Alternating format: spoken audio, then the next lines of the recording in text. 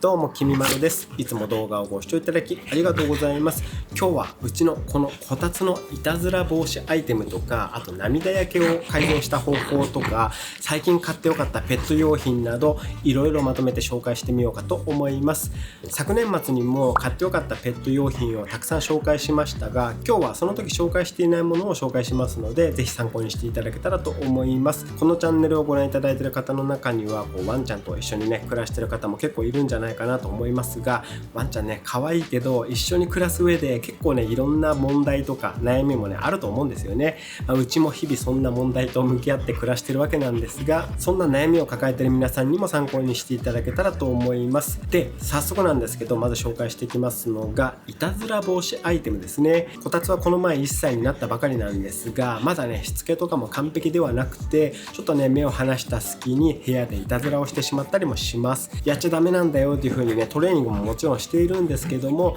トレーニングと合わせていたずらができない環境を作ることも大事なので、そういったいたずら防止アイテムをいろいろと取り入れてみました。様々なねアイテム試してみて効果があったものを今日はね紹介していきます。まずはこちら、植木鉢ガードカバーです。うちには観葉植物がこのようにねたくさんありまして、こういうね大きな鉢は床に直接置いているわけなんですけども、こたつがね小さい頃、このね表面の土が気になって掘り起こしてしまおうとかねよくやってたんですよね。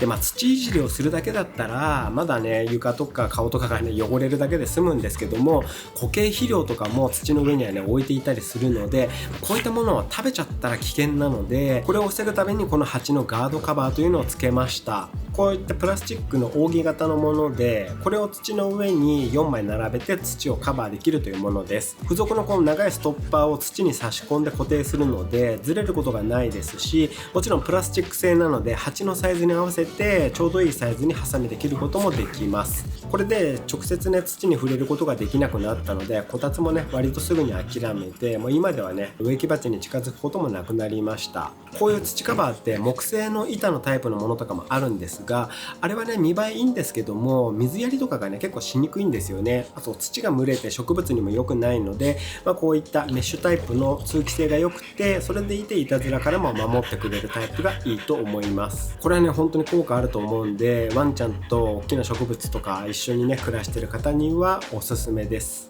あとね猫とかもね土を掘り返してしまったりすると思うので、多分猫ちゃんのいたずら防止アイテムとしても使えると思うんで、猫ちゃんと一緒に暮らしてる方にもおすすめです。あとよくあるのが、ゴミ箱からティッシュを取り出して加えて部屋中を駆け回るやつ。これもねこたつよくやるんですよね。ゴミ箱の中っていろんなゴミが入ってるのに、なぜかねその中からティッシュを加えてね逃げるんですよね。でティッシュも食べちゃったら結構喉に疲れてしまったりして危ないので、このいたずらもどうにか対策しなきゃなということで、そんな中ね使い始めたのがこちらのイデアコのゴミ箱です。口の部分が内側に折り返されているので、ゴミは入れやすいけど取り出しにくいという形になっています。これなら捨てたティッシュ自体がねもう見えなくなるので、こたつもねここからティッシュを取り出そうともしなくなりました。あとねこたつの頭もね入らないので、こういう形状のゴミ箱だとティッシュを加え出すことがないので安心ですね。これは外側のケースを外してゴミ袋を取り付けて、それで外側のケースを戻すという構造なので、外からゴミ袋もね見えなくなりますし、ゴミも見えなくて見た目もね非常にスタイリッシュです。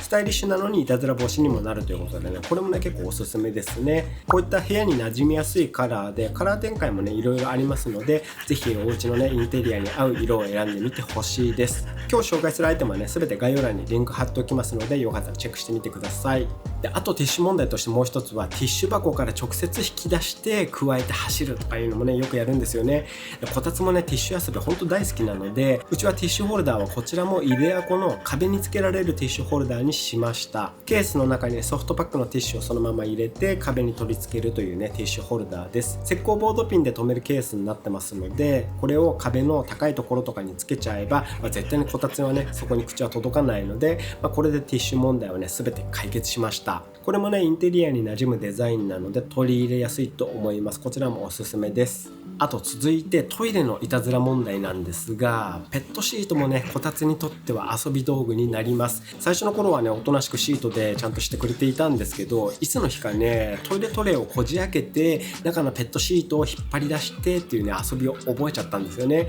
そんなわけでこれまでもいろんなトイレトレイを試したんですけど、トレイをこうカチッとロックするようなタイプはね、もうことごとくこたつがね破壊してしまって、どんなトレイを使ってもいとも簡単にトイレシーツが引き出されてしまうというねことが続いていました。そんな悩みをね YouTube とかで話したところ、視聴者さんから教えていただいたこのクリアレットというトイレトレイを試してみたら、これがね大正解でした。こたつがこのトイレトレイを破壊することもなくなりましたし、トイレシーツを引き出してしまったこともなくなりました。これアクリルトレイにメッシュを乗せたというね単純な構造になってるんですけども、アクリルトレイのフェンスがねある程度5センチぐらいかな高いので、トレイの上にシーツを敷いて、でこのメッシュを置くとメッシュとトレイの間が隙間がねほとんどないので、ここにね爪とか刃を入れて開けることがね物理的にできないんですよね。でアクリルトレイも割と重さがあるので、加えて振り回したりしようとしてもそれもねなかなか難しいので、ひっくり返したりすることもできません。ただもともとねメッシュを取りやすくするためにこう人間の指を入れられる三角の穴が開いていたんですけども、ここにねこたつが気づいて、ここに刃を入れてメッシュを剥がそうという風にねした時があったので、ここもねこんな感じでパテで埋めちゃいました。こうすることでこたつはねもうトイレトレイ開けてトイレシートを引っ張り出すっていうね遊びをすることがねなくなりました。もう諦めてくれました。このトイレトレイ破壊問題とかペットシートで遊んじゃう問題にね悩まされてる方はぜひこのクリアレット使ってみてほしいです。めちゃくちゃおすすめです。続いて買ってよかったペット用品を紹介します。こちらです。これがですね、ハリオのペットブラシグルッテというものです。短毛種用ですね。こういったシリコンのブラシがついている、こっち側はスポンジみたいになっているこういったブラシです。グルって、もうすぐこたつもね夏毛に生え変わる時期なんですが、今でもねこう背中とかワシャワシャすると結構ね毛が舞うんで、こちらのブラシを購入して使ってみました。でこれがねめちゃくちゃ良くて、このシリコンブラシがこんな感じでしっかり毛をかき取ってくれます。シリコンなんで肌を痛めつけないですし、なんならねマッサージ効果もあるかもしれないくらいで、こたつもねそんなに毎回嫌がらずにブラッシングさせてくれます。でこちらのスポンジ面は服についた毛の掃除にもね使えるので、ブラシの方で毛をかき取って服についた毛はこのスポンジで取るという風にね、これ一つで両方の役目を果たしてくれます。でこちらは短毛種用でシリコンがこう短いんですけど、これがもっと長いね長毛種用もあるので、お家のワンちゃんの毛足の長さに合わせて選んでみてください。こたつはねこんな結構毛が短いので分かりにくいかもしれないですけど、毛が長い子だとねもっと効果を感じられるかもしれないですね。こちらもおすすめです。で続いて涙焼け対策についてです。こたつはね小さい頃から結構涙焼けが出ていて、放散水を作って拭き取ったりとかもしていたんですけど、結局ねこれも涙焼けした部分をある程度きれいにするっていうね処置になるだけなので、涙焼けの発生を根本的にね収められているわけではないんですよね。でそれでいろいろ調べていたら、やっぱり体の内側から改善しないと涙焼けの根本解決にはならないということで、このねフードを切り替えてみました。やっぱりご飯を変えた方がいいのかなということで、こたつは基本的にドライのドッグフードだけ揚げ続けているんですが、最初に揚げていたのがチキンベースでオイルコーティングされているフードで、結構ね有名なブランドのフードを与えていたんですけど、これでね涙焼けが結構見られたので、このフードがねこたつにはもしかしたら合わないのかなと思って、別のブランドのこれも結構有名なところの同じくチキンベースでオイルコーティングされているフードに変えたところ、でこれに変えたらもう涙焼けがもっとひどくなっちゃって悪化してしまったんですよね。目をかいちゃったりして炎症を起こすまでになってしまいました。なのでもうそのフードはもうやめて、この時は一旦お医者さんにも見てもらって、でお薬ももらって、これを使うことでね書かなくはなったんですけど、でも涙焼けはね治ってなかったんですよね。でそのフードはもちろんすぐに与えるのをやめまして、でもしかしたらねチキンベースなのが良くないのかなと思って、サーモンベースのサーモンを使ったそれでオイルコーティングのフードを試しにあげてみたら、少しね涙焼けは収まってきたんですよね。ただそのフードが販売終了してしまうということだったので、もう手に入らなくなりそうだったので、サーモンベースの別にいいものないかなと思って探していたら、このねポチのワイルドサーモンというのがおすすめですよというふうに教えていただきまして、これもねサーモンが主原料なんですけども、オイルコーティングなしのタイプなんですよね。このフードに変えたらみるみる涙焼けが引いていって、って本当ねかなり綺麗になりました。見えますかね。こんな感じで目元の赤みがねだいぶ引いていってかなり目元綺麗になりました。で食欲も全く変わらないですし、あとねサーモンだからかね結構タンパク質もしっかり取れるんだと思うんですけども、どんどんね筋肉質というかね腕とかがムキムキになってきています。めちゃくちゃ健康的に育ってきています。フレンチブルドッグはね足腰が弱いと結構腰とかのね痛めたりすることがあるっていうので、こうね足腰健康的に育つのはね非常にありがたいんですよね。あとねオイルコーティングじゃないからか快便ですし、いい硬